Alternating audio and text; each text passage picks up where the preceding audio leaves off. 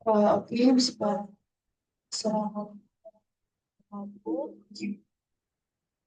Sebelumnya perkenalkan nama saya Inisasi Kirana Wardani dengan NIM 30123009.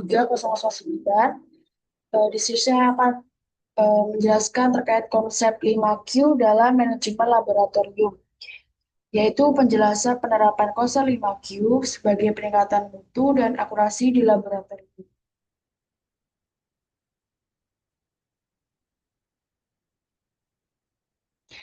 Selanjutnya, apa itu konsep 5Q? Yang 5Q framework adalah strategi berbasis Total Quality Management (TQM) yang terdiri dari 5 elemen utama untuk menjamin mutu pemeriksaan laboratorium secara menyeluruh dan berkesinambungan. Yang pertama ada QLP, Quality Laboratory Process, mencakup seluruh proses pemeriksaan mulai dari tahap pra-analitik, analitik, hingga pasca-analitik. Kemudian ada QC, Quality Control, merupakan prosedur pengendalian mutu harian dan berkala mencakup verifikasi reagen, musyalat, dan teknik monitoring.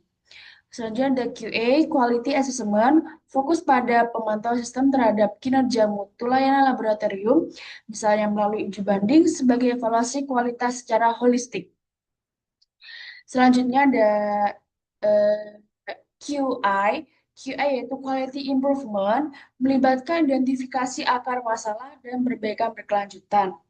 Yang terakhir ada QP, Quality Planning, berfokus pada perencanaan strategi meliputi standarisasi solusi, pengukuran kinerja, dokumentasi SOP, dan implementasi perbaikan dalam proses QLP.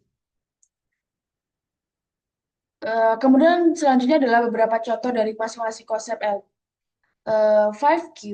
Yang pertama QLP, contohnya adalah pengambilan sampel darah dilakukan sesuai SOP, kemudian penerapan prosedur penerimaan spesimen dengan verifikasi identifikasi pasien. Selanjutnya adalah QC, menggunakan bahan kontrol kualitas pada setiap batch uji kimia darah dan menjelaskan kontrol internal.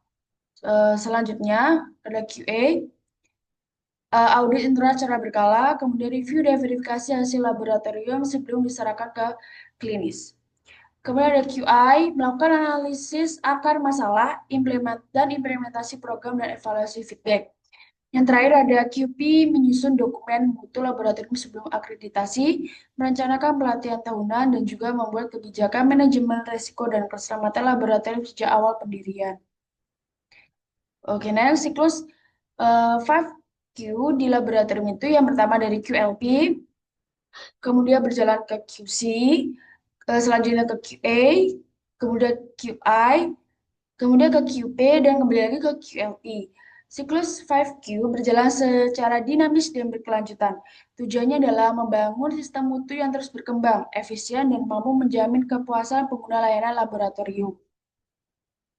Kemudian contoh implementasi manfaat, yaitu menetapkan indikator mutu dan target yang jelas, dan menyusun strategi peningkatan kompetensi staf beserta investasi alat.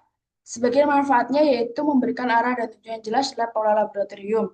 Selanjutnya, standarisasi SOP, penggunaan alat yang berkalibrasi dan validasi metode pemeriksaan. Sebagian manfaatnya yaitu mengurangi kesalahan dalam proses pemeriksaan dan juga menjamin konsistensi beserta andalan hasil laboratorium.